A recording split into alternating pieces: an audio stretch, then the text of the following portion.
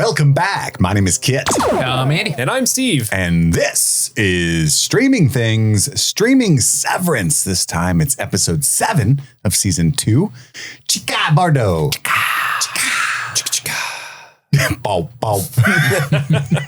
This is second Ferris Bueller reference we've worked in this week. I just love that song. Hey, I don't blame you. It's a bop. I'm so excited to talk about this episode because I really want to know what happened. And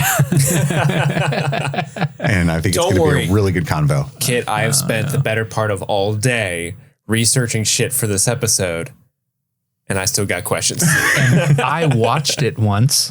Like the guys that, okay, I don't know if fuck it. I'll just cut line a little bit. But the guys that are like really into this, you know how it's like a plague online right now, like the Severance overthinking. theories, yeah. They're going to have they're going to full Mark Scout seize up on this episode because there's so we were many, wrong about everything. Well, there's not just that. I think it's going to infuriate general audiences. I think it will too. Because it's frustrating from a week to week standpoint. You don't get to move much farther along in the story. And heretofore, it's been very quickly and strongly paced on like new info, but also like it shoots all the current popular theories full of some holes, some more than others. Yeah. So it's like triple frustrating for those. I don't have any theories I'm super attached to, so I'm just like along for the ride. But even I was like, ooh, they're not going to like this, you know? Yeah. Those were my like initial impression for how it's going to go for the culture, but I'll tell you my personal thoughts later, but we're going to talk about our overall thoughts. Actually, there was one thing that made me kind of go back and like, oh no, those theorists are going to come back. Do you remember before episode 6 came out, they released on Twitter and Instagram just a small clip of episode 6, and it's the clip of just Helly taking off her shoes. And a lot of people online went crazy with this theory. It's like, oh pregnant. My God, she's taking off her shoes. That means she's pregnant. I hate that so much. I know, totally ignoring that. It's been like 2 days, guys. That's not how pregnancy works. But I was like, then episode 6 happened. Like, oh, thank God. Now we can like move past that dumb theory. But then this episode is much to do about fertility and everything. So I bet those guys are like, you're saying there's a chance. Well, I do think, I think there's a strong, I get it. That's not evidence that I completely disavow immediately. I just hate it. Right. If it ends up being really hyper focused on Helly being pregnant. Yeah. I think that's bad. Like, it's borderline misogynistic. Like, the plot device is we'll bring the baby maker in on this. I also don't fundamentally think it makes any sense at all. If she ends up pregnant, that could be fun, which is a weird thing to say. But like a lot of the theories being that like the entire point of what Lumen wants is for Helly to be pregnant. Oh, yeah, that's absurd. Makes no sense. If that were the case, she would never have been severed. She would have just went down there and, you know what I mean? Mm-hmm. She'd have cognitive ability to seduce him rather than like hope her any does the work. You know what I mean? Like it makes no sense. Yeah. I mean, there's ways you can like backpedal and make that kind of stuff work, but I think it would be not as fun to go down that rabbit hole than other avenues of thinking for where the show's ending up. But I mean, this episode, like you said, is crazy awesome. At least to me, like I really like this episode. Like we'll get there. We'll get their overall thoughts. We got business to do on top. Well, yeah, I just think that that the pregnancy theory was one that I was thinking heavily about. There is a lot of fertility stuff, but it's more like we'll get there. There's so much in there. I think there's some huge haymaker, like redefining things that happen in this episode that you once you start thinking about them, you're like, wait a second, holy, that changes everything I think I know about this universe. But the baby stuff, I mean, I'm sure you guys have been reading online. Have you heard of the baby stuff, Andy? A little bit. You mean the idea that Helly is pregnant or trying to get pregnant or what? Yeah, all of that stuff. Like, yeah, I mean, I've heard that, and I've heard like, oh, we need progeny and we need, well, there's all the babies in the intro, with Egan right? DNA that we can transfer the Egan consciousness into and shit like that. But she could just have a baby if that's what they needed, you know? Yeah, totally. She's a very attractive woman. It's not difficult. And I don't like the idea that she went in there severed to do that because that's like men are simple creatures. Yeah. They don't need to overthink how to get Mark to have sex with Britt Lauer. You know what I mean? Like, how are we going to do this? I mean, maybe. Wait, you're down? Maybe it's more the thought process of like the cult or culture, like the baby has to be conceived through like a true love or something like that's a key to it or something. You know what I mean? Okay, you're selling me a little Baby bit. needs to be born in frolic. That's what you're saying. Yeah, perhaps. Yeah. Ain't no whoa babies around here. But Whoa, baby. whoa, baby. But like the Chinese restaurant he was at, you know how we were like, oh, it says F you, fuck you. But fu is apparently like a word for father. Oh, okay. Stuff like that. And like that's the fertility symbol that's on the window. Have you guys seen all this stuff? Oh, I've seen after the fact. Yeah. So it's pretty convincing, but I'm like, I hate it. I mean, definitely fertility is a big theme of this season, as we're going to. Well, not even this season. Like think about Cobell and the nursing being nursing, a lactation consultant, all that stuff. Yeah. And then Alexis was a midwife. True. Oh shit. Yeah, a doula. Doula, that's the right word. Yes, if you will. Oblongata. Indeed. Indeed. Well, email the show at streamingthingspod@gmail.com. I'm sure you'll have lots of questions especially after you listen to this. But also check out our Patreon at patreon.com/streamingthings. We just finished recording the end of our Arcane coverage. So we got seasons 1 and 2 over there on Patreon. We are almost done with season 4 of Game of Thrones. We're about to start Midnight Mass. Whoa! Lots of good stuff. A lot of stuff You're happening. welcome. You're welcome. Thanks, Dwayne. And as you hear this, I think Training Day is available. Yes, as you're hearing this, Training Day is available. So there's that Training Comes out Day on the same day. over there on the Patreon at patreon.com/streamingthings. So let's do our overall thoughts on Chikhai Bardo. Andy, what were you thinking? Dude, I don't know what the fuck went on in this episode. I had a great time. It was obviously a heartbreaker of an episode. I thought it was beautifully shot. I think that they did a really good job of differentiating present and past without having to be like 1992 or whatever, pop-ups, title cards and shit. This was just a episode chock full of fucking questions and a complete dearth of answers. Dearth. Other than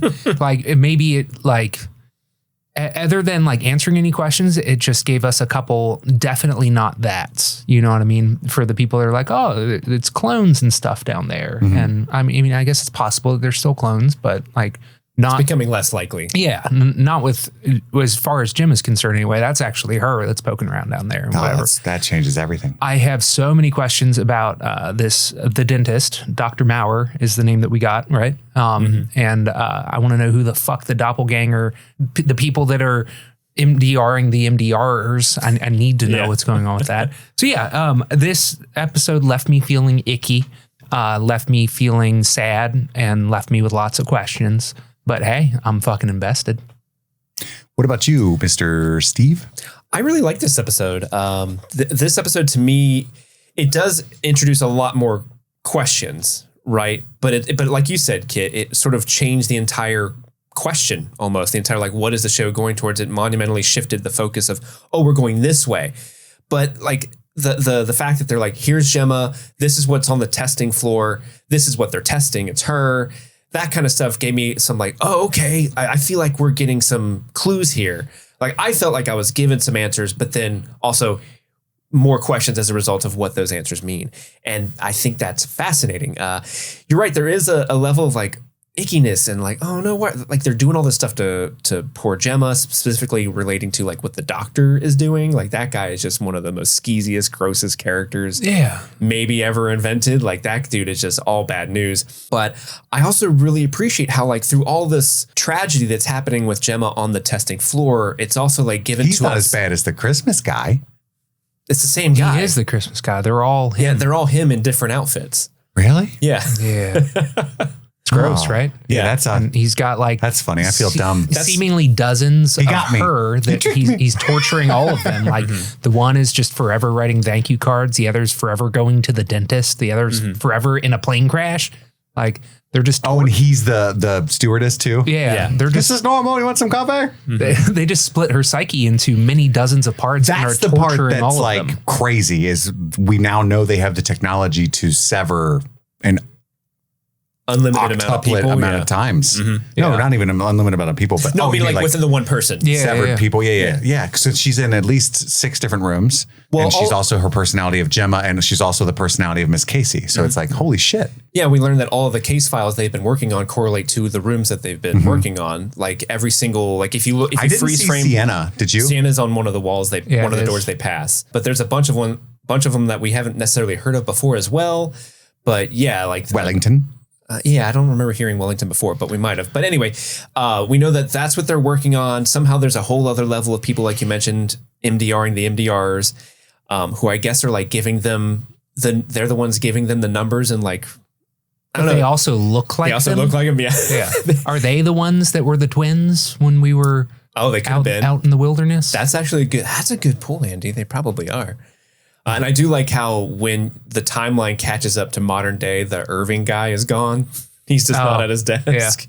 Yeah. But yeah, and then there's the other reason I love this episode is just the care and the time they took to filming it. Like so much of the show is centered around wide shots and the beauty of how creating a wide shot is. This episode is much more like right into the actors' faces the entire time. The camera's moving around them to show like a more personal story. And I was kind of alluding to this before, but like we have all this fucked up scientific tragedy going on in there, but also it's wrapped up in this very human story of a couple falling in love and then going through the hardships of infertility together. And as someone was in a relationship where fertility was very much a factor in the demise of his own personal relationship, that stuff hit a lot harder. And I really love how they're jumping back and forth between memories that are Gemma's memories and memories that are Mark's memories. And I don't know did you guys, I think this is the case. I'm like 99.9% sure because I was trying to fact check myself by rewatching it again today, but I'm pretty sure they delineate which memories were in are Gemma's and which ones are Mark's because Gemma's memories are shown with a slight film sepia almost. No, it's got a film grain scratch, like there's scratches and because a lot of the memories he doesn't have that. A lot of the memories look like straight up 1970s almost with the production design too, like the style of furniture and stuff. But then also I saw like that grain. Oh, it never occurred to me that these were her memories versus his. I assumed that they were all his and that we were seeing her stuff, but seeing his memories whenever we went in the past. Because and then at the end of the episode, they show the two of them on the frame together, like in a very. And he starts to disappear. It's so good. He starts to disappear. That shot's incredible. And they also begin a lot of memories like focus on one of their eyes and then it pulls back and then you see the scene and then it usually goes back to the person's eyes that it's supposed to be correlated to. But yeah, because I noticed that because at first, when I first watched it, I thought like, oh, these are Mark's memories because Ragabi's like, oh, he's journeying. He'll be back when he's ready to come back. So I was like, oh, he was seeing the flashbacks. But then I was thinking, no, he doesn't know what Gemma's going through in a lot of those. But then I noticed there was a difference that some of the flashbacks had that film grain and some of them didn't. And when I was looking at it, it was like, oh, that the film grain ones are obviously Gemma's because they're her perspective. And the ones that aren't are obviously Mark's perspective. And I just really like that aspect to it. And there's also a bunch of cool literary and thematic Easter eggs and metaphors that are just peppered all throughout this episode that I was eating up personally. I was having fun reading Leo Tolstoy this afternoon. Tolstoy, sorry. Tolstoy. That's his cousin, Tolstoy. Yeah, but you're trying to swallow up a little Death of Ivan Ilyich? Yeah, you know me. You know me, That's baby. how I spend a nice Tuesday afternoon. More of a Dostoevsky guy myself, but no, it's fair. What about you? I did like read Harry War and Potter. Peace. Thanks, buddy. You're involved. Yeah. Well, the death of Ivan Ilyich is primarily thematically about like facing your own mortality. So I think that supports the case that what they're doing down there is trying to prolong the lives of wealthy people to be able to transfer consciousness and stuff like that, right? I think that works with that. But I'm with you guys. I mean, I love the episode, especially from the cinematography standpoint. Like it was just like engrossing, but it was just so much. It was so overwhelming.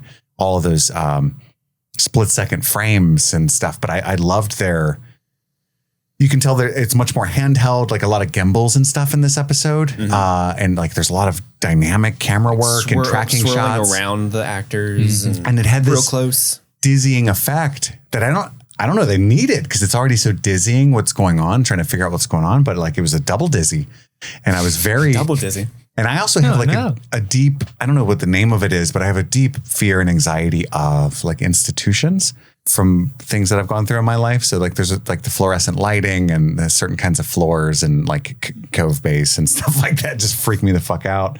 And so I really got panicked and upset through most of Gemma's experience, you know, just being trapped down there with just like those kinds of doors and stuff. Just really not a fun place and just too sterile, too clean. But it's like quote unquote clean, like where there's actually MRSA everywhere. And that's why we clean like the, you know, like kind of environment that just gives me the creeps.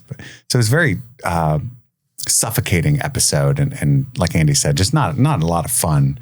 But from a pacing standpoint, it makes perfect sense that these things that we need to tell are told now. After Mark seizes up and passes out, it's a really effective narrative device to take episode 7 and spend the time doing this because they have that like breath to spend even though I'm sure it's going to be frustrating for most audiences having to wait a whole nother week, but like it makes narrative sense to like take a beat now and visit this stuff. But yeah, I mean, not only do we have the revelation that they can sever them potentially an endless amount of times with different proximity activation points. What the purpose of that is, we have no fucking clue yet. But nobody's talking about this, and maybe I just saw it wrong. Like I didn't notice that was all the same actor. But did they both have cancer or something? Did who both have cancer? Gemma and Mark. They were both donating blood. Yeah. Oh, just donating blood? Yeah, they're the That's blood just drive. how they met. Oh, okay. That's a blood drive on I knew he campus. had that thing there, and I was like, well, what is going on right now? Okay. You guys just immediately caught that it was a blood drive? Yeah, because in the background you see the banner that says blood donation. Blood donation. I was like, idiot. what are they doing, man? I was like, I've never hooked up at chemo. I didn't know that was a thing. Go, Mark. I bet that happens more often than you think. Sure, like in a Fight Club way. I've got lube and amyl nitrate in my. You know what I'm talking about? Yeah, dude. Anyway. Yeah, okay, that's cool. That's cute. Look at it. They're just both there donating, having a good time. You know they bonded over orange juice and cookies after that, too. Oh, for They're sure. Like, let's take this. Cheers. Let's take this to the cookie lounge. That girl would never talk to me again. I would have fucking passed out. It's like, so what you reading over there? Get the smelling salts. Do you pass out? Yeah, I Some get people fainty do. donating blood, yeah. Really? I don't have a problem with needles, but being drained like that, brings me down. The first time I ever gave blood, I went with a coworker, and they called our names at the same time, and we're sitting on chairs that were facing each other. So like we were looking right at each other, like you and I are right now, Andy. And he was the one that they hooked up first, and they like couldn't get his vein. They're like stabbing a bunch of times, and he passed out immediately. They had to get the smelling salts for him, and then he was like, "I'm out. I can't do this," and then left. And then they're like, "All right, it's your turn." But You luckily, took it like a champ? It went a lot better for me. They're like one and done. There's that vein. And then the person, are they called a phlebotomist? I think so. The phlebotomist that was doing it was very kind of odd. They're like, "Oh yeah, you got nice big juicy veins. You're the kind of person I like with your big juicy veins." Oh, I'm yeah, like, can you stop saying big juicy veins? That's a thing, because the little ones are really hard to hit. Yeah, Yeah, I've got pythons too. brother. It's much more, it's easier to do. They got to use special like butterfly needles and stuff. And it's just not fun for those, especially the rookies. Yeah, no, I agree. It is a thing, but I'm just saying it was weird that an adult was like, "Oh, you got them juicy veins. And then they licked them. It was weird. You got them BJVs." And then they drained you, as Andy says. Okay, let's get into trying to parse through what exactly went down in this episode. We're going to do a full recap after our overall thoughts. But first, a quick word from one of our sponsors. This episode of Streaming Things is brought to you by BetterHelp. It's time for a new year, new me. That's what everybody says, right? What do you want your 2025 story to be?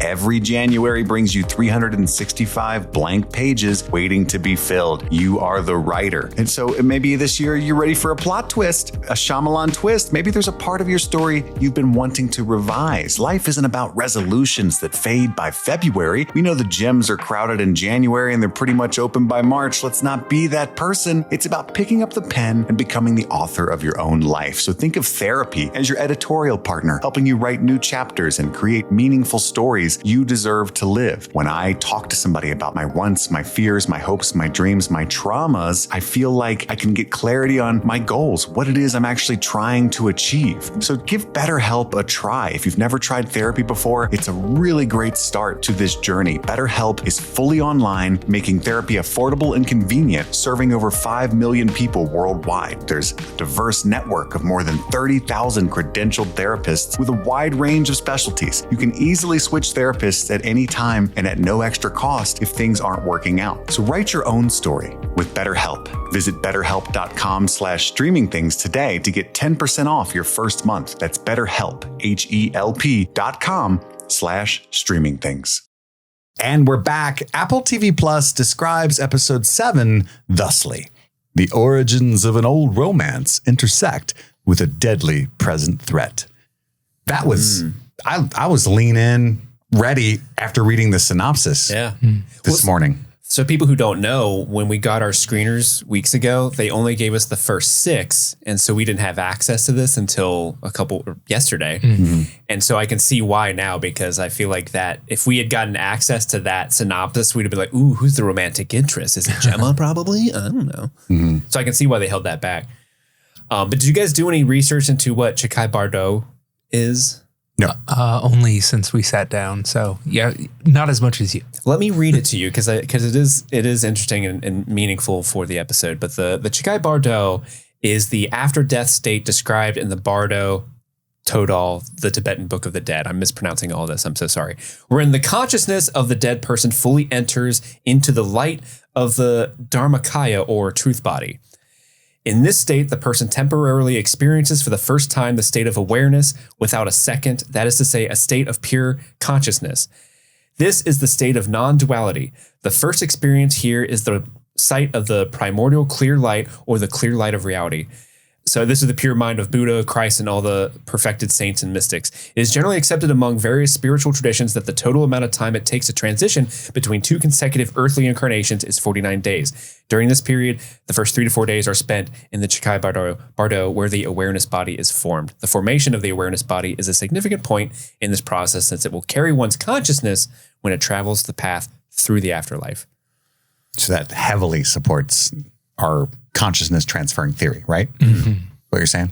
Yeah, like it's kind of interesting because it also kind of applies to Mark, I think, as well, because he's in a near death state and almost is like he's on a journey, like he'll be at a different state at the end of this episode. Gemma's also probably in a near death state just by where she's living. I think they're both in limbo. They're both in limbo. Yeah. Cause her journey, I think, is more related to Tolstoy and like the death of whatever the guy's name is. Ivan Ilyich. Yes. Thank you. Where she's kind of Let me guess, he dies at the end. Yeah. Fucking prick. But yeah, meaning like her state of being is like, cause that character in that book is just sort of waiting to die and understanding how his life was pointless. He was living a morally, like not a good moral life, which means it was not a well-lived life. Yeah. So his life was just a long death of the soul, basically. He was a judge, wasn't he? Yes. But he didn't live a moral life. So his entire life was a slow death, and that by dying, he was being reborn. And so that's kind of what not necessarily that she was going through a moral death, but she's kind of like waiting around for her death in a weird way. I don't know. Interesting. There's a lot to parse through that. I think over next week, there'll be billions of videos on TikTok and YouTube, like talking about the significance and themes about these books and stories and the Chikhai Bardo to this episode. I can't wait to scroll right past them. To some guy playing guitar. Yeah.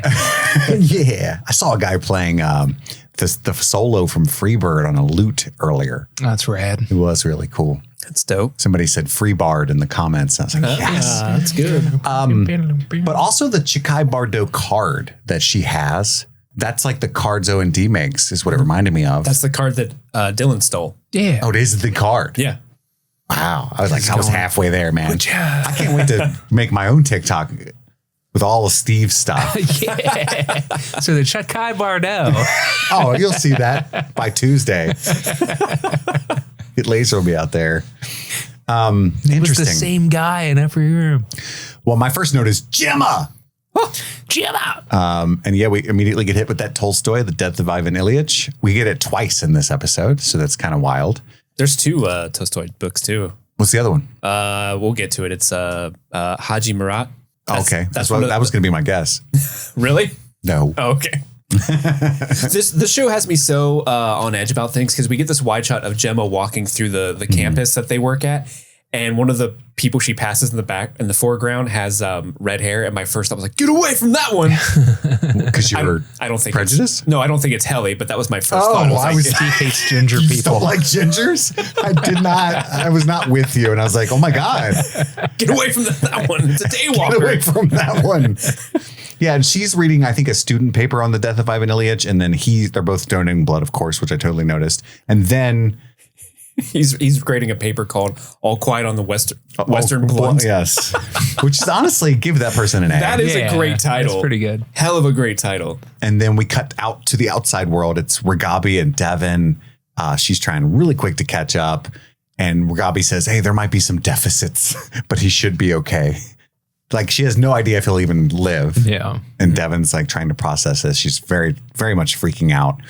I love her plain speak. Every time she's on screen, she does it. But when she says, can you answer one of my questions, please? Was a hit so hard. And then also, I'm not as smart as you, so let me just tell you, I will throw you off a fucking bridge. I will kill you. You're not doing anything to my brother, lady. It's settled law. Interesting. And then we get the title sequence, basically. Anything else from that scene you guys want to bring out? I just Confirmation to Devin that Gemma is indeed alive. She is. Yeah. When she says she is. Yeah. I'd be honest. I had that note and had no idea what I meant by that and just wanted to keep on trucking.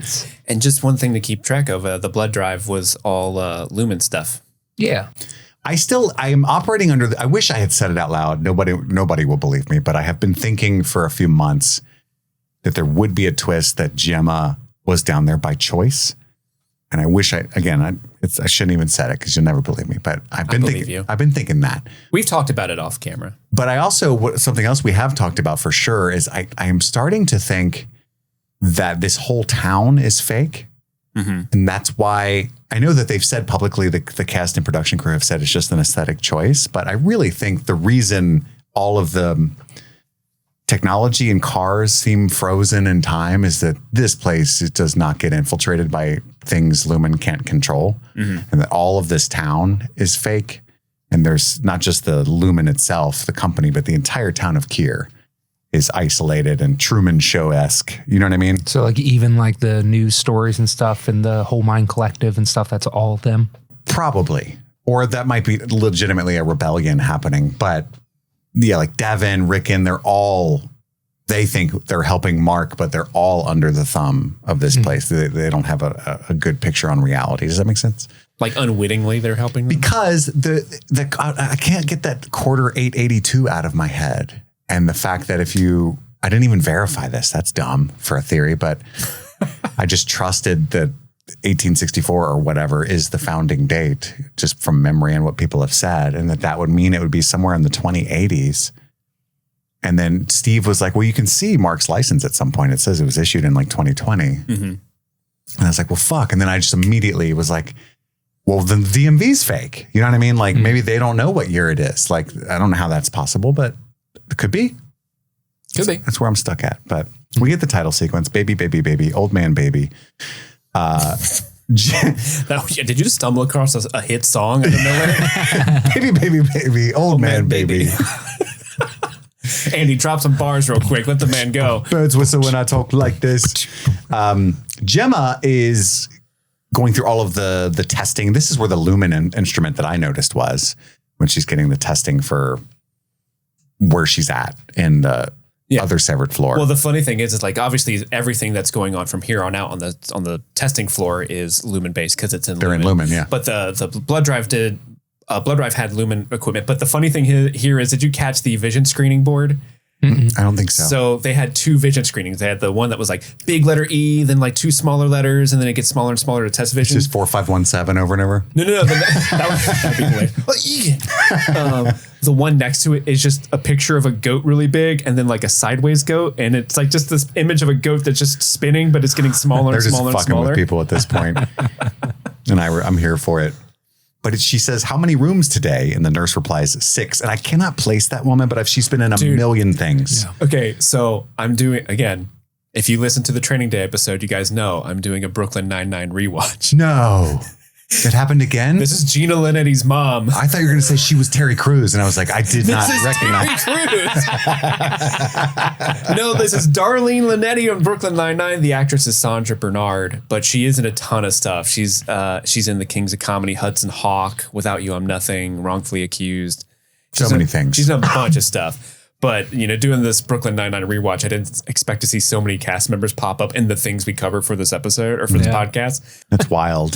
Your Brooklyn Nine-Nine, it's coming up everywhere. It's like fate. It is. But she gets this like red dress. And she knows immediately what that dress means too. What does it mean? That she's going to the dental room. Oh, yeah, it's the dental dress. Yeah, because I assume she always gets the same outfits that correlate to the same room to keep up with and the different hair for each one. Yeah, because she opens up that door and she's like, shit, my mouth is going to hurt. And they go through the halls, and we see some plaques for different room names. We see Cairns, Drainsville. You saw Allentown? Allentown. I didn't see that till later. Which Allentown's huge because that's the crystal plaque that Mark's had on his desk through all of season 1. Mm-hmm. And it's been theorized that, because remember they mentioned that he managed to do a file in like 2 days, which was unprecedented. And so people thought, that's probably Allentown that he completed so quickly, which is why he has that. Cairns, Drainsville, Allentown, Loveland. She is... Is there a frogman? No, I don't think so. She's severed when she walks in, which was fucking mind-blowing to me.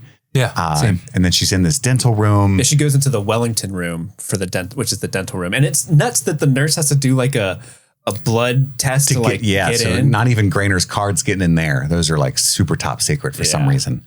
And he's like, open wide. And this is the quote unquote dentist that everyone was geeking out about. Not Ben Stiller. It's funny because when that was happening, and a lot of people are like, it's Ben Stiller, it's John Noble. It's Fields. It's all these people. And I remember looking at that guy's hair and thinking like, there's like a weird blue sheen to his hair. There's something going on here. And it's because this guy does a poor dye job to hide who he is in each room. So he has a really bad black hair dye job in this outfit. So it's kind of funny that's a cool, fun reveal, I think. Yeah. When she leaves the room later, you see that one of the other rooms is called Cold Harbor. That's kind of a big, ooh. Dun, dun, dun. And it's funny, it's like completing the file seems to like unlock these rooms or something. But Devon's there with her brother. She's very desperately upset that he's unconscious. I need you back, milady. That's such a sweet line. And this shot that they do is so fucking cool, like through his unconscious body and then back out through Mark's pupil. But it dutches and spins around and all kinds of shit. It's so good. They do a couple of, the one where it goes through the wires later, I was like, holy shit. Yeah. Give him an Oscar. You can't give Oscar. Do it. And this is the first scene where I'm like, I think this is Mark's specific memory because this doesn't have the film scratches. Interesting. And stuff. This scene. This is where he brought her the ant farm. And I don't even, it's so flirty and playful and silly where she's like, I said plants. I hate ants. But he seems to be like coy, like he knew that and it's all a joke. And poor ants, who's going to take care of them? I love it when he opens the door. I do like farms though. Well, here's an ant farm. Hopefully it's an alien ant farm. Ooh. You've been hit by. That's the cover. Sorry. I mean, it's a great cover though. It's a really good cover. Yeah, I could have picked an OG song now. But I love how when he first opens the door, Gemma sneezes twice, which is one of the things he says about his wife. Oh, that's so true. Oh, that's good. My wife always sneezes twice. And it's just cute. I loved it. That's a good pull, man. I'm going to just want me to give you I'm going to get so many. Give you my notes after this. So you can make it I'm going to get so many likes for that pull. She speaks Russian. Why is that in my note? I just watched this morning. I assume that so they kiss in the office and then it flashes to them at their house and he has purchased a baby crib. And I think that she comes in saying some Russian shit. Okay, that's interesting. So yeah, my note is she speaks Russian. Was that a crib? And we get a whirlwind I'm gonna build it myself. Oh, you're handy now? Yeah, you're handsy. Oh yeah, you're right. That's what I meant. I am handsy. And then we get this whirlwind of memories. I didn't slow it down or anything. I was just like, Steve probably will. Because there's like quick frames here. French music, a bunch of flowers. Because she loves flowers. The flowers, the hibiscus flower and the thistle. There's like a thistle flower, a blue thistle that they kind of cut to that comes back later in the episode. What does that mean with herbology? Did you look it up? The thistle, I don't know about the hibiscus plant, but the thistle directly correlates to the Haji Murat story from Tolstoy, yeah. Because it's a lot about the character talking. What is that story about? Is that for later for your big reveal? That one I'm not too read up on, but my does he die at the end? No, I don't know. I don't think he does. A lot of people are like, oh, this is a weird. This story isn't like a lot of Tolstoy's other stories. Yeah, but it's dealing with a lot of minor characters that you think are like the main characters, but then they're not. It plays with who you think the main character is. But a big symbol of it is this thistle that the main character sees in the beginning and then at the end. And interesting. Yeah. But the song that's playing during this is a song called, it's French, I'm going to butcher it, I'm sorry. La Valse à Mille Temps by Jacques Brel. I believe that's Les Enfants. Yeah, Les Enfants. Children. No, does it look like it says infants? What's it say? No, LA space VALSE. Oh, I don't know what that is. So it means like a waltz in 1,000 steps. Oh, okay. Or yeah, something like that. Yeah. It means it translates to WAP. WAP. I did translate the lyrics, but macaroni in a pot, is that one of them? Mm-hmm, it is. The next scene is Rickon and Devon are over for dinner, and this is in a memory. And Rickon is quite the outdoorsman. Loves to force it through his veins. Loves to belay and whatnot. I have a lot of rock climbing friends, so this scene was funny to me. Rickon, I don't think looks like the type, but maybe he is. Yeah, you never know. I mean, we do know they did a lot of hikes together, so. I thought the scene where Gemma turns down the alcohol was phenomenal. Yeah. And the recognition on Devon was so, like, Devon is such an incredible actress who never gets the flowers amongst all the action here. Mm-hmm. Like with the Waffle Party, it's so obvious to give it to Dyken, I think is how you pronounce her name. But at the same time, I really want to give it to Devon. Same. But yeah, turning down the alcohol is one of my favorite scenes. And then Gemma. Did you see did you have the captions on when you watched this? I did. Because the captions keep reading off what Mark and Rickon are continuing to talk about. Yeah. It's so fucking funny. Like the two Especially of us. the words that Rickon uses. We will be on a grand adventure, Mark. I feel like we spend a lot of time together. Rickon, not enough. No, Mark. Really? What are we going to do there? Did you know you can purify urine into drinkable water? Why would I do that? To experience the beauty and wonder of nature. But why is it that you want to do this so bad? I want to know you better. I want to drink your pee, dog. Honestly, I was so entranced by that interaction between the two women that I did not notice the pee drinking part. No, you're 100% correct. Because on a first watch through, like the acting between the two women is so phenomenal and so sweet, and just the eyebrow acting that Dyken's doing of the like, it's happening, girl, is so sweet that you do on the second watch is when I picked apart the like, do you want to drink my pee? It really is a good metaphor for dudes and gals when they get together.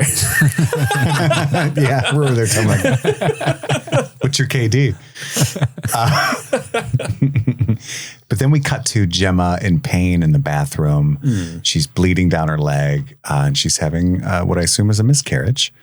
Awful. And this is something obviously none of us will ever understand. The unimaginable pain of growing life in your body and then that life dying inside you. Mm-hmm. And I thought that this captured that as well as it could be captured, you know? Mm-hmm. This was crazy. And then we get the rain moving backwards. I thought that was so fucking crazy. It's been done, but it was just like, what are you guys doing? You guys are doing too much. This is too cool. Stop. You're having a lot of fun making this, aren't you? You're showing off. because the shower and then I don't know, it's just fucking a wild effect. And it takes us back through Miss Casey when we first kind of met her. I'm here to observe Heli R. And then we get this like James Bond in the gun barrel effect, but it's through the wires down to the guys that are apparently like, we've seen them before, I think. Just a glimpse of the guy like watching through, or at least we knew that there was a camera. POV. Yeah, we assumed it was I think Cobell was watching them at one point. Mm-hmm. So we always assumed that's always who was watching them. Yeah, she had like access to that feed or something. But yeah, there's a whole group down there set to each monitor which by the way, MDR has not been working much the past 3 quarters. So they've been bored. Just, you know what I mean? They're never fucking in there. They're always out fucking and stuff now, running the halls. Like, what are those guys doing all day? Just like, all right, yeah. And then they do this cool transition where like they're speeding up as if now they're like, that was when Miss Casey went to check in on Heli R, and now we're being sped up to the present day. And so you see this wild effect where everyone's working really fast over the day, but they keep flashing to the screen of what they're working on. And it's cool because at first Mark is working on the Drainsville account, and it shows the Drainsville account being completed. And when it completes, it lists off all the accounts that have been completed. And in order, I assume it's in order because they have like number 1. In order of completion? I think in order of completion, because number 1 is Allentown. His debut. So they have 24 completed files with the completion of Drainsville. And then once Drainsville is completed, it opens up the Cold Harbor case on the screen. The other projects are Allentown, and this is in the order based off the screen.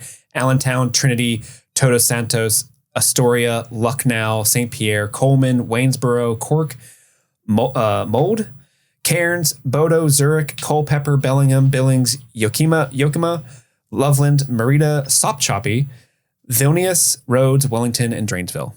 And then Cold Harbor. Didn't 25. They say they're lucky to complete 1 file per quarter? I think so. And if they don't complete it, it goes away forever, is what Dylan said, right? Mm-hmm. Interesting. So they've had 24 waffle parties? Apparently. Dang. And it's always Dylan, right? Dylan fucks, man. It's his thing. Yeah. Definitely better than the egg bar. Interesting. Yeah. But I think that's a great pull, Andy, that these people might be the doubles from episode 4.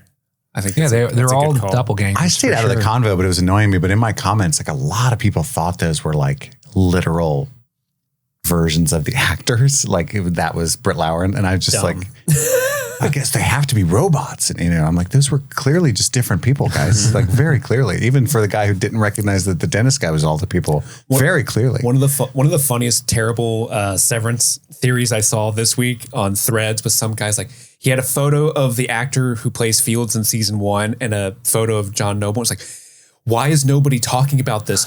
Fields has lost so much weight in between seasons. He obviously has cancer. I got that comment. Why is no one talking about this? Like, it's 2 completely different actors. Also, those scenes take place within a week of each other in the show timeline. What are you doing? Cancer works fast. I got one of those comments today. I had this, and it's not the first one. And it was literally that. Why is no one talking about how Fields is not the same actor? So at least he took it a step farther and was like but because he was recast and everyone can just tell. You know what I mean? I mean, there is room. Why is nobody talking about what happened to the mountain? He's 3 different actors. There have been 3 mountains. What does this mean? The is mountain this a mountain is just range? a title that they just move past. What is it, Rushmore? I mean, with the show, I guess it's not out of the ordinary to be like, oh, Lumen hires a husband for Bert, but I don't think that's what's happening. It could be that, like he's but I think based on the context of the dinner and the familiarity and stuff, it's just a different actor. They wanted to make the character of Fields more important and have more lines, so they probably recast him with John Noble, other than the guy whose other major acting credit is Guy on Top of Roof in Independence Day. Really? Yeah, that's his biggest IMDb credit. A guy on top of RV roofs. Fields is plural. You know what I'm saying? So why is no one talking about that? There are many. That's true. Hey, guys, Andy saw Severance. His first name is Strawberry. And then we get, I think this is Mr. Drummond speaking. Yes. Are the severance barriers holding?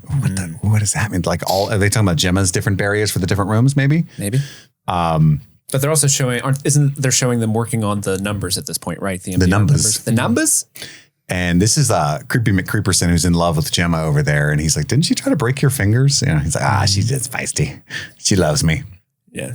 She's easy to like. She's fond of me too, of course, because in one of the rooms I make her my wife. Yes. Yes. Creep. Then we cut back to Gemma and Mark at the doctor's office. They're like checking in, filling out the initial forms. Did you clock the doctor's there? Dr. Mauer's there? Yep. He walks by her and gives her a little lingering glance. He looks right at her. Yep. Interesting. And then is it Mark that says it's the next step for a lot of people? Mm-hmm. He's trying to, what do you think they're doing? It's a fertility center. IVF? You can see the logo in the top right of the form she starts to fill out. Yeah, they're at the Buttsman Fertility Center. Well, I assume they already tested his semen and stuff because that's the next step. Maybe. I hope so. I have more faith in Mark. Because I think I assume they're doing some form of IVF based off the injections that it happens later. Mm. Oh, is that what happens with the butt injections and stuff? Mm-hmm. I had to give injections. I didn't give them in butts, but it was a stomach thing I was doing. But you were doing it wrong. That's what happened. Holy shit! I was like, oh my god, idiot! Always go for the butt. And then we cut back to Gemma at Lumen, and then we cut back to. I mean, it's a lot, man. It's a lot. My notes are all over the place. Yeah, they do this like at one point. So Gemma's back in her room, and they do this like really crazy. They're traveling up the elevator to the severed floor and all this stuff, and you're getting flashes of stuff going on. Did you clock what the flashes were? No. It's all imagery of, first it starts off like trees in the evening, and then it focuses more on like an icy road, and then the tree, and then Mark at the tree that she apparently got a wreck in, and then it flashes when Mark was in the wellness session making smoking trees. No, he was making the tree sculpture. Remember when he had that wellness section? So it's all, I assume, related to the quote unquote accident that Gemma had that got her down there. Interesting. And then he says in the memory, third time's the charm. So the IVF is not sticking. It's not working. And this is when he stabs her in the butt, turn around and bend over. That's a terrible thing to do, to have to give your partner an injection like that. I know. And I love in the background, you can hear Mark like, are you okay? I'm sorry. You know, like really quiet ADR, like muffled, and it made me feel better at least. And then she's back in the fucking dentist room. And he says something like, which one caused your mouth to hurt? Well, this isn't her room. It's her like living room. And he's in there? Is it Dr. Mauer's in there? Yeah, he's in there with Which her. one caused your mouth to hurt? And she's like, obviously Wellington. That's the one where you're the dentist, you fucking asshole. But I guess he wants to make sure that I don't know. Well, he's testing to make sure the severance is working. Yeah. And they talk about 6 rooms again. And then we get the list of Billings, Lucknow, St. Pierre, Cairns, Zurich, and Wellington. Now, Zurich wasn't on your list of completed files, was it? It was. Oh, it was? Mm-hmm. Yeah, Zurich is number 13. And then he asks her, do you exit any of the rooms feeling despair, fervor, gaiety? I don't think she ever feels gaiety. I feel that every time we end a recording sesh. What, despair? Fuck, it's over. Yeah, despair. Yeah.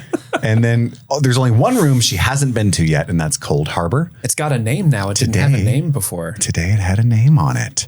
And she says, what happens once I've been in all the rooms? Will I get to see Mark, basically? And he's like, but Kier will take away all his pain, just as Kier has taken yours. Mark will benefit from the world you're siring.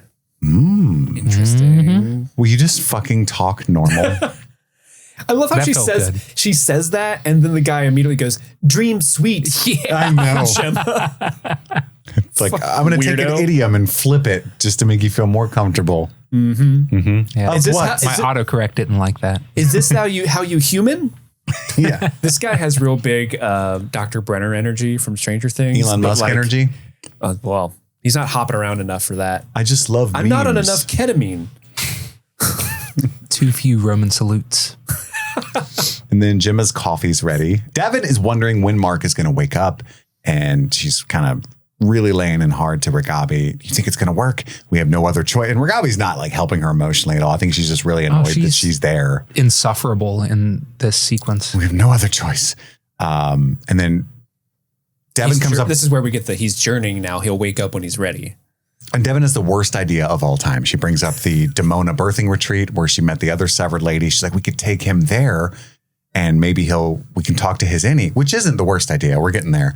And Mugabe knows all about it too. She's like, oh, that one. Demona birthing retreat. But she's like, how is talking to the innie going to help? We need to reintegrate him, right? She's like, this is what the resistance looks like or something like that. So this looks like how you kill my brother. Mm-hmm. And then Devin wants to call Cobell, which is a horrible idea. And Mugabe's like, fuck, I'm out of here, and she leaves eventually because Devin's like, I'm going to call her right now.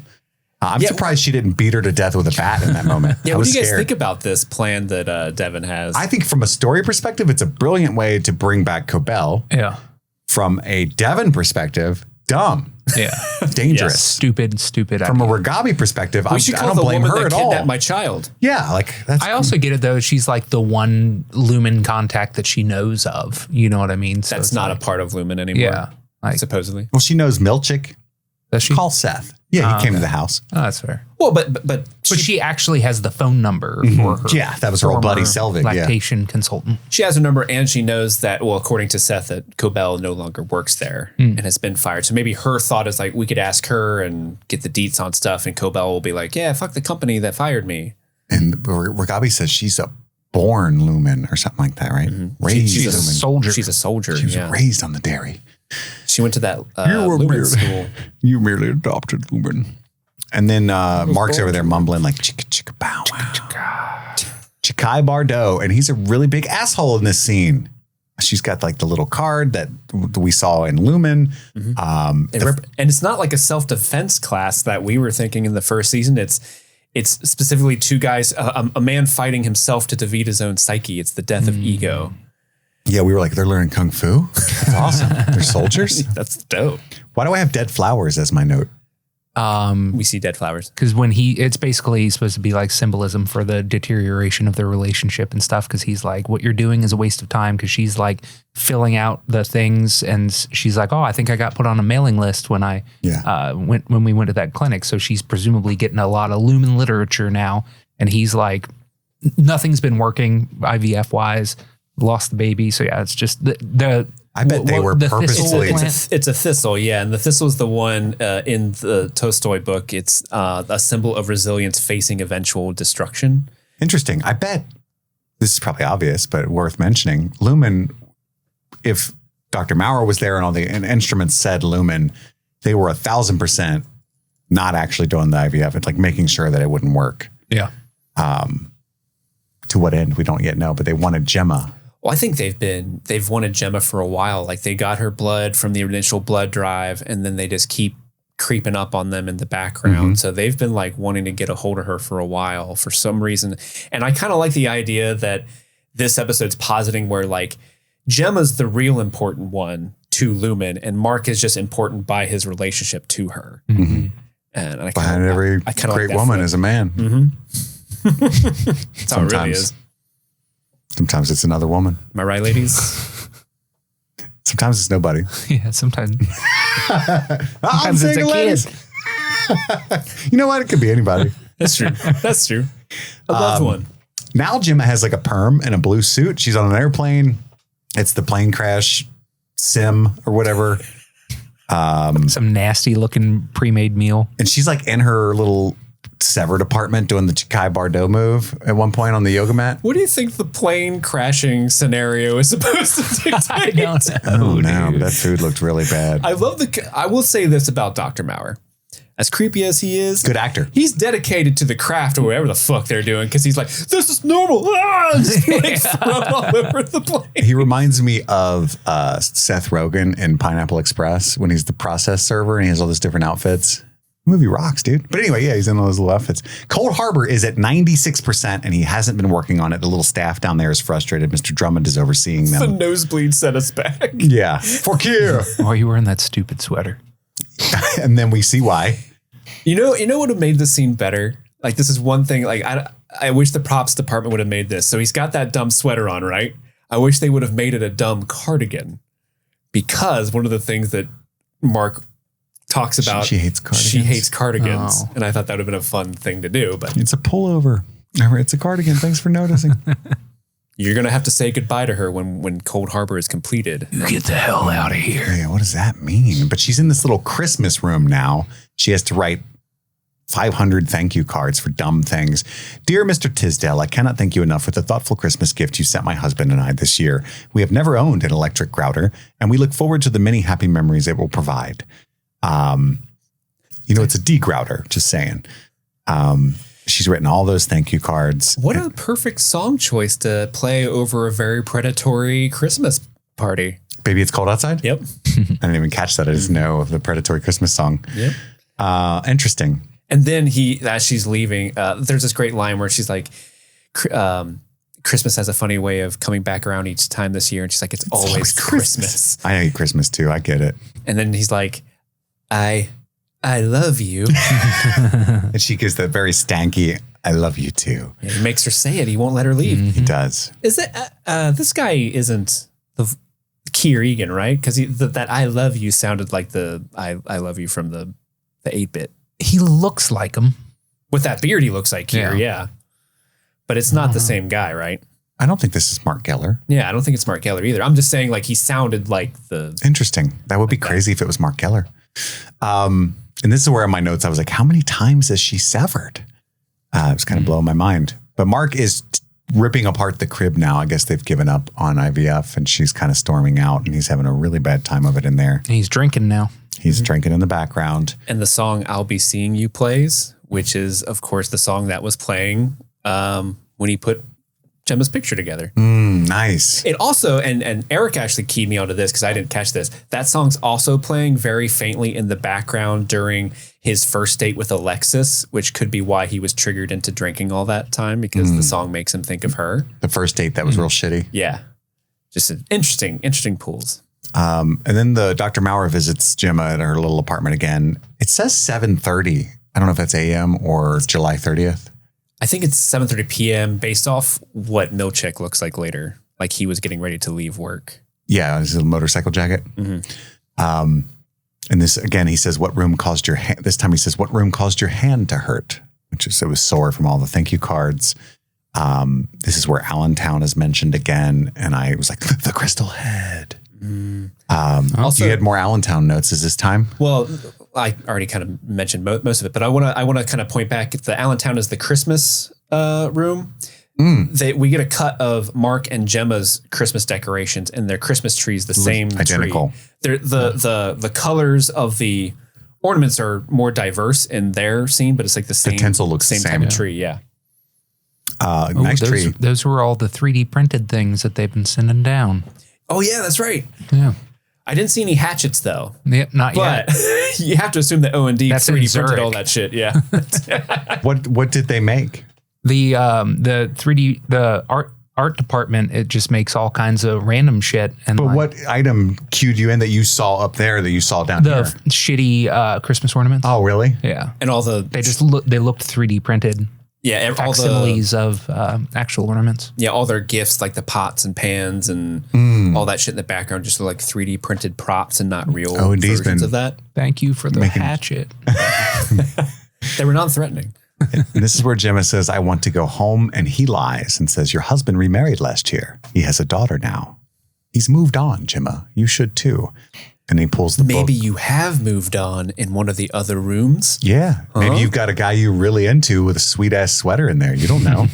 Maybe you felt things behind those doors you haven't felt with Mark. Just saying. Fuck, this is gross. I know. This guy sucks.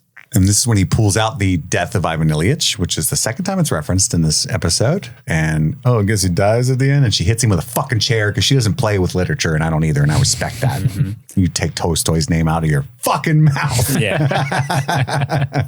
It's a good representation of who that guy is, too, because he's like the scientist who's seemingly smart, but he has no curiosity in cultural things that make people who they are from a soul perspective. So she takes his card, leaves the room. She hears someone coming, which is, of course, the nurse, and she hides. This is a great, Is that Gino Lenny's mom chasing me? Yeah, it's a great handheld moment when it swoops around her hiding in that little that was neat dugout. Dude, I love the use of the hallway that only lights up where you are at. They use that to such great effect with her hiding from her, and you kind of see her lights coming closer and getting further away. Do you know those weird games people play that like you never see them in the wild. You would never play them, but people that stream on Twitch get millions of views. Like there's little horror games where they're like, "Oh God, the Wembley man is coming." Not the Wembley man. He's going to play at Wembley. That's what this reminded me of. You know what I'm talking about? Like you never call your friend and he's like, "I'm playing Wembley man." But it's always just Twitch streamers who are just screaming at things like, "Ah!" Yeah, but like shit, my son plays. You know, the Wembley man. You won't be laughing when he kills you. The Mr. Pee Pee Boo Boo Man. Yeah, it's crazy. She's running around. She gets caught immediately. Like she goes the same path and we hear Gemma and the nurse is chasing her. Mm-hmm. She makes it to the elevator. And this is like the dark elevator we've been seeing that goes to the testing floor. And then she severs going up. It's crazy to me. She's Miss Casey up there, Gemma down there, a different person in each one of those rooms, and then Gemma on the surface. It's wild. Like Gemma's personality is stuck down there. There's no way for her to escape. Yeah, she's to go through Miss Casey to get out. And poor Miss Casey doesn't know what's going on, you know? Like she from her perspective, it's such a heartbreaking thing because you're like, yeah, get out of there, Gemma, go escape, and then immediately you just see and she severs. It's like she severs it to Miss Casey. No. Like, oh fuck no! And then she's complacent, kind of looking around like, what am I doing out here? Why am I in these weird clothes? She's scared and confused too, but she's so meek as Miss Casey. And then Milchick comes huffing and puffing. You can tell they radioed him. Miss Casey, hold on, give me a second. I was taking a shit, didn't wipe. I mean, it's Casey. Yeah. Makes her go right back down. Your Audi was at an art expo and got on the wrong elevator. Is that the excuse he says? Yeah. Like, and then he does the whole like, on you go. Yeah, that's what he did before when he first sent her down there. He won't even let her talk. So heartbreaking. And this next scene destroys me because I presume it's the one she got in an accident, or we know it is, but like it's how Mark found out about the accident. But it's always like, you were shitty. You know what I mean? Like, it's like everybody's worst fear it's why you don't go to bed after a fight, you know? Mark doesn't want to go out with her to play charades. I'm just going to stay here. I got a lot of work to do. And then she says, I love you. And he doesn't hear her because he's so enmeshed in his work. It's a reverse of what she did to the doctor. Cause the doctor's like, I love you. And she didn't answer. And then she's like, I love you. Oh, nice. It's like this odd little callback. I want to know what the Denali thing is that she sent. I think it's a pricing on a new SUV that they're looking into. It's an expensive car, the Denali. I just Googled search Denali. It's the name of a mountain, a national park, and a luxury vehicle. So maybe it's a hiking thing they're thinking of doing with Devin and Rick. Maybe. I don't know. And then severed Gemma is on like the testing floor again. So disheartened to be back. The nurse is like, let's take you back to your room. Nothing's wrong. Yeah. Mark is hard at work. Someone shows up at the door. He looks confused. It is, of course, the police. And they do that cinematic hat off thing when they have to give bad news. And I love this next scene so much because he's backing into the shadows of his house. He does not want the news that he knows is coming. And we get Gemma back in the elevator. And then he's like superimposed onto that right opposite her, and they're so close but so far. And then he starts to disappear because she's trapped back down there now. It's giving me chills even just talking about it. Yeah, this is a beautifully edited and structured sequence. Like, I love it. And then Mark wakes up to Devin, who I thought I would have bet $1 million Cobell was going to be standing there too. Oh, yeah. Mark. Yeah. Did you go to Regabi? Was a pineapple involved? Oh. I'm here to help with you, Latch. I miss her too. Patricia. We haven't seen her in like 5 episodes. And that is the end of episode 7, which means it's time for our favorite moments. But first, a quick word from one of our sponsors. Hello, Stream Fiends. It is the month of February. That's right. I really enunciate the R in February. It's a weird quirk of mine. No apologies will be given, but a huge shout of thanks and gratitude will be given to all of our patrons here at Streaming Things. But I want to give a special shout out to our super patrons for the month of February. So thank you to Alex, Aubrey Carell, Daniel Pack, Nice Guy Eddie, Tulloon, Jordan Garvin, Albus Stinkpot, Haley, Maddlestat, Susie Callahan, Anthony Corona, Jim X, Lady Trashley, Sean Myers, Just Liz Calabria, Mike from New Hampshire, Brett X, E. Scramo, Lil Tickler, Svento7, Jay Scramo, Bluff Pump, AK Ashley Ray, Adam Busby, Big Butthorn, Jer Latanowicz, Kaylee Sampson, Rabbit Dog in a Barbie Car, Elbander, Charlie Friday, Alexis Adler, Peaches, Emmy, Haley B, Joe Velez, Trisha Bueller, Sun-Loving Mortal, Suzanne Rode, Jadinklage Morgoon, Chloe, Kalisha Reeves, Paula Garcia, Brenda, Aaron Armstrong, Kevin Strother, Ashley Powers, The Thrift Creeper, Casey McCain, and of course, Enza. And with that, let's get back to the show. I love you. And we're back. It's time for Kier's 3 Mandates, our top 3 favorite moments of episode 7. Andy, what is your number 3? My number 3 is the airplane scene. Because I'm just like, what the fuck is going on? Yeah. It's like this whole episode is like this dreamscape, weird, like beautifully shot, awesome cinematography, emotionally fucking devastating thing. And then for it to cut to what the fuck is happening? And the fucking this is totally normal. Host is bouncing around and shit. And I'm like, what is this show? And that's his job, just to get thrown around the whole time. Yeah, it's just, it was such a bizarre insert that I had to shout it out. Steve, your number 3. My number 3 is Mark not being able to build the crib. And like every time there's like, what do you call them? The little railing pieces are like clattering on the ground. It like cuts right to Gemma, and it's like almost like a knife hitting her. Cause there is, like you kind of spoke to it before, the act of fertility is something that I can never fully understand as a man, but as someone who was a partner of somebody who was struggling going through that, like I understand the guilt that some people take on when the fertility isn't working. And I think they captured that beautifully, because it's something that people should not feel guilty about. Like if you are going through that kind of stuff, like never feel guilty. There's nothing wrong with you. And it's painful to watch someone feel that way, and nothing you can do can really alleviate that feeling within them. Mm-hmm. And it's you're powerless. Yeah. And it's it's a hard thing to go through. Absolutely. Not as good as the airplane thing, but like, my number 3 is I wanted to go with that cold open, but when Devin finds out specifically, I think Jen Tulloch is incredible in this episode, in the time that she's given. And it's like, you just really feel like that's his sister, and that's the most important person in the world to her. And I need you, my lady. She just falls into that. Like, you know, a lot of scenes like that, it would work even if she wasn't so good. But it's like, I was like struck with like empathy for Mark through her in this scene. And I could have picked like the cool James Bond wire scene or any of the cool cinematography, but I just had to throw out Jen Tulloch in that scene specifically. Andy, you're number 2. Mine is the Jen Tulloch confronting Ragabi. The can you answer one of my questions, please? And I will throw you off a fucking bridge. I thought that she just did such a good job of playing like the exactly who Devin has been throughout the whole show, but in this like, what the fuck is going on? What is wrong with my brother? Like really heart wrenching. Like she is so far out of her element, doesn't know what to do. And then like at the end of the scene when she just squats and starts to cry, it was really devastating. It was like extremely good acting. Like you said earlier on, like I'm so fucking, obviously we have to give it a Daikin, but shout out to her, dude. She did such a good job in this episode.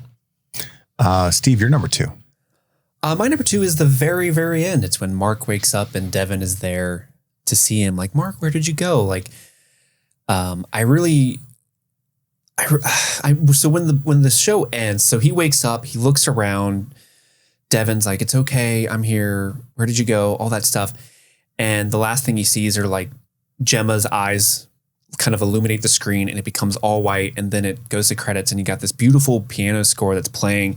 I remember when the episode first ended, the first thing I said was that's fucking beautiful. Like that was so pretty. Like that was such a good way to end on that character. And it opens up a lot of stuff. Like, is he fully reintegrated now? What was he quite doing?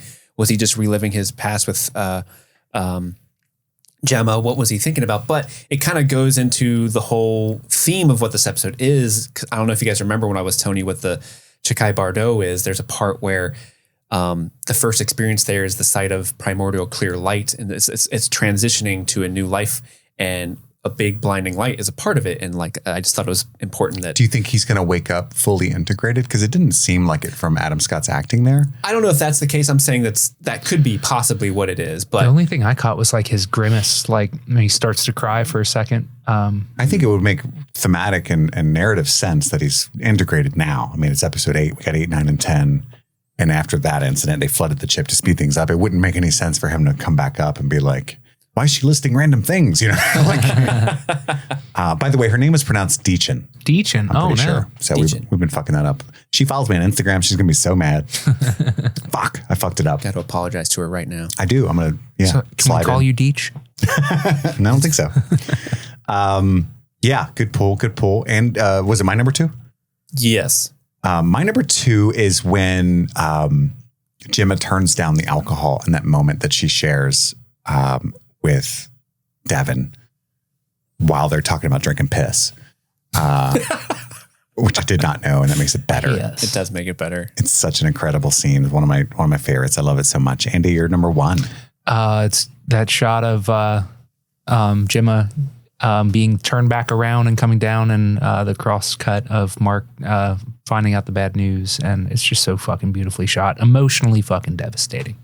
Yeah, I don't know how they do that. I think it's what they used to do on film when they would take 2 frames and put them on top of each other, like Francis Ford Coppola does in like Bram Stoker's Dracula, I think, right? Like with the book and the train. Yeah. I think that's what it is, but digitally it's probably even easier, but it's really cool. It's pretty easy digitally. Yeah. You can do that effect. Lucas did it a lot too.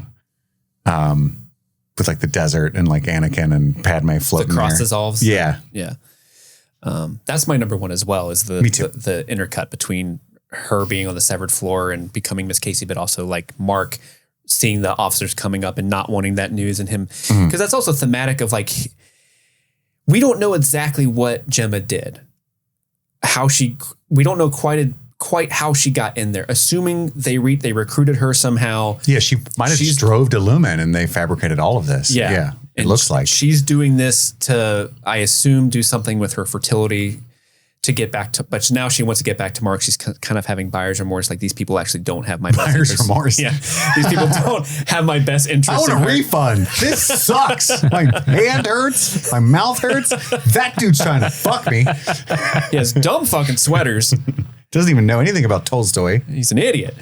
But I love the beautiful, Mark is going into the shadows. Like, he's also like losing himself in that very moment. Like, it's really expertly done. And like you said, Andy, it's like devastating and very effective filmmaking. He's very Batman. I need to go into the shadows. Yeah, Adam was like, Mark was like, I need to become a symbol. I am the night. I am the lumen teardrop. Because I cry. Yeah, that's my number 1 as well. It's just a fucking all-timer scene. For sure. Which brings us to our waffle party recipient. Who's getting the waffle party? It's Jin Tulik or Deechin. Andy, who are you going to give it to? I'm going to give it to Deechin. She was fucking incredible in this episode. Like, this was her moment to shine. She crushed it. I'm giving it to Deechin as well. This whole entire coverage of the show, we've wanted more Gemma and or Miss Casey in our lives, and we finally got an episode just around Gemma. And I think this episode is peppered with such beautiful moments, beautifully sad moments of her going through her fertility journey and her troubles with her relationship with Mark, but also like really beautiful moments as well. Like the whole, like, I like farms though. She gets to be playful and a little sexy and heart-wrenching, especially like her in the shower. Yes. Yeah, that's just heartbreaking. And I want to go back to that lunch they're having with Devin and Rickon when she's doing like the eyebrow acting to Devin. Like, that's like just some beautiful acting right there. I just love that little quirk that she did with her eyes. It's like, man, you really sold that moment so well. Yeah. Yeah. I'm not one to break up a we all everybody. I'm also giving it to Deechin Lockman. So we all everybody. We all everybody. That's a crazy episode. It's going to be a rough week on the old Severance discourse, I think. So I think you guys deserve a trip to wellness. I know. After this, I'm good. Let's do it. All right, guys, let me turn on the nature sounds. Let me turn on the smell. A wingo up, a wingo up. Actually, before I turn on the smells, Andy, what smell would you like this week? I would like sweet corn, please. It has the juice. We're almost out because we use it so often. But we got one final sweet corn. Here we go. Let's turn on. There we go. I'd like to share with you guys Fresh some off facts. the cob. I can't imagine a more beautiful thing. I want to tell you guys some facts about your Audis who are truly remarkable people. These facts should bring you great satisfaction. Just relax, stay open, and appreciate each fact equally as you smell the sweet corn scent. Who would like to go first this Well, it's week? Andy's one of the corn. So. Okay, Andy, are you ready? Yes, please. Your Audi always remembers to take the trash out the night before collection. That's true. Your Audi puts the grocery cart back in the corral when he's finished. You were goddamn fucking right. Oh my God, that's my biggest pet peeve in the world. Sorry. Andy, try to enjoy each fact equally. You're definitely losing 10 points. Your Audi always removes the USB drive safely before unplugging it. Your Audi has been mistaken for an off-duty magician more than once. And lastly, if you were caught on a mudslide, what would you be more scared of, drowning or suffocating? Suffocating. Correct. Kid, are you ready for your Audi facts? Yes. Your Audi? Wait, can I have savory corn, please? This is throwing me off. Pulling out sweet corn. Let me get the. Thank Here we go. We got savory corn. There it is. That's the noise my diffuser makes when you Yeah. unplug things. Is the diffuser your ass? Oh, it's working. Eat some corn real quick. Yeah, I've been farting this whole time. Kit, your Audi has never gotten a parking ticket despite breaking multiple laws of physics. Your Audi is known to cats in certain neighborhoods, but not by name. Your Audi once hummed a tune they had never heard before, only to later hear it played by a street musician. Oh my God. It was Andy the whole time. Your Audi once received a fortune cookie that said, "You already know." It's ominous. And lastly, if you were stuck in a burning building, what would terrify you more, being consumed by flames or suffocating from smoke? Consumed by flames. Correct. And that concludes your wellness session today, guys. Did you like the slight change? We're getting deeper and deeper into the episode. You're very Dr. Maurer at the end. By the way, if you were in a mudslide, would you be more worried about suffocation or drowning? I don't know if I would worry about either. I would just be like, ah! It's a very TikTok era question because it's like, all right, you're in a mudslide, ways to die, ranked. when in reality, you're just going, I'm in a mudslide. Yeah, you're in a mudslide, like, well, at least I'm not suffocating. I'm drowning, which is a different kind of suffocating. Yeah. That wraps up our coverage of episode 7. Tune in next week for, of course, 8 and all the other shows that we're covering, as I listed earlier. Game of Thrones, Arcane, Midnight Mass is all on patreon.com/streaming things. Yellow Jackets is being covered here on the main feed. Thank you for supporting the show. We love you dearly. That's all the time we have for right now, though. We've got to go return some videotapes. My name is Kit. Andy. L. I'm Steve M. My initial is C, if that matters. Recovered. This is Streaming Things. Streaming Severance. Happy streaming.